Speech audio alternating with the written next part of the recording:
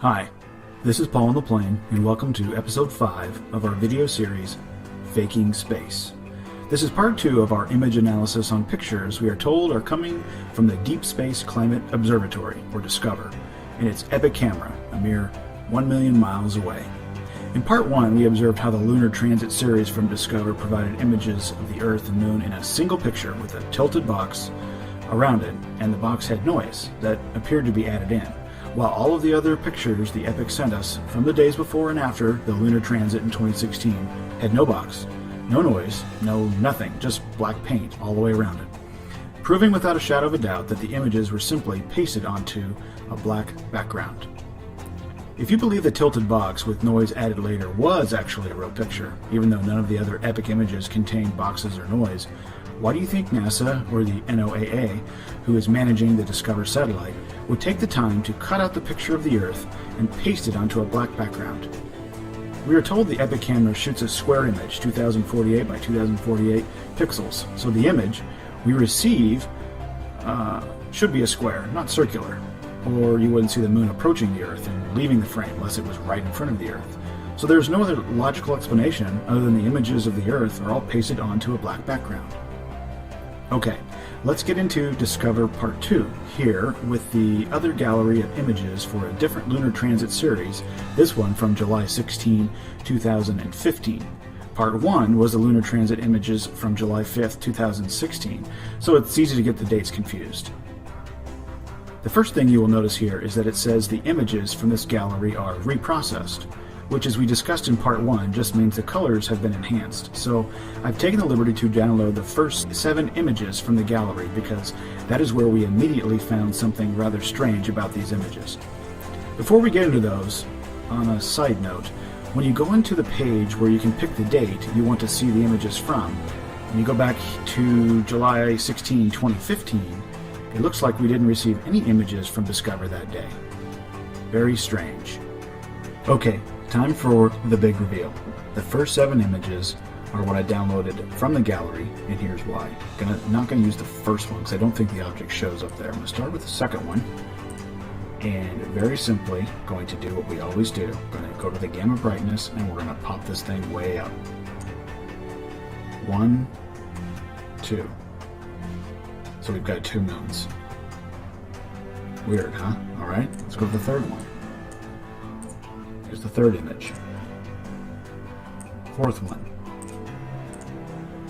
Different color, but the same shape. And if you measured the curve here and here, you'd find that. But we're seeing that there's an edge here where the moon is coming into the frame, and we've got an edge here where it looks like another moon is leaving the frame. Very odd. Here's the fifth one. Same curve, different color. There's an edge here and an edge here. So there's maybe 2 boxes now. Let's go to the 6th one. And now the second moon is leaving the frame. And the moon that we're supposed to see is fully in the frame now. And then the 7th one, there you go. The second moon is totally left. Okay, as we wrap up part 2 of our analysis on the DSCOVR satellite Lunar Transit from 2015, we're going to be pulling our photos that we've been analyzing today into forensically, looking for noise and ambient light. So we should see if a real picture is taken and you do this analysis, you come up and slide the opacity slider up and you see noise. This is a classic example of noise. Here is the object, and the dark areas or space around it should all have noise. And then for the ambient light, you want to slide the opacity slider up. Oops, that was too far. And then start increasing the width. And we can see this ambient light showing up around the object. You see how it gets there. It's light as it's real close to the object, and then gets darker and darker as you go away from it, and you can adjust that and really make that ambient light show up. And that's what we would expect to see if an object is throwing light at us, or that's the source of the light. Whether you believe, again, the moon is producing its own light, or whether you think it's reflecting, either way, we should be seeing, if light is coming from the object, we should be seeing ambient light. So very simply, let's go back to our images from the lunar transit. We'll pull in number 3 to start. Start with the noise analysis. And as you can see, noise over the objects, in this case, 3 objects, 2 moons, 1 Earth, but no noise in any of the dark areas of space. Okay? Very, very odd. Go to level sweep. Looking for ambient light. Again, if we crank this up, we should start seeing evidence of the ambient light appearing around really all of the objects, and we see none. Same conclusion, same results, same conclusion. Ambient light is not present. These objects are pasted onto a black background. We don't see noise. We don't see any ambient light. All right, another image analysis of photos we are told are coming to us from a 4 megapixel camera from 1,000,000 miles away, showing both the Earth and the moons. So we'll wrap up part 2 of our Discover image analysis with a quick recap so far. In part 1, we covered the lunar transit images from July 2016 that all had a tilted box pasted onto a black background, but the images from the days before and after had no box.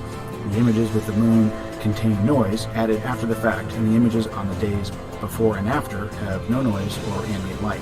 A year earlier, NASA only provided us reprocessed images of their 2015 lunar transit series, but these had no boxes, no noise, and no ambient light, and every single image should. But they do have something special, a second moon. Very, very strange. Okay, in part 3 of our Discover series, we'll analyze images from the EPIC camera from a solar eclipse on March 9, 2016, and we'll have some interesting findings to present as well. We hope you've enjoyed episode 5 of our series, Faking Space. On behalf of Archer Sage, this has been Paul on the Plane. Thanks for watching.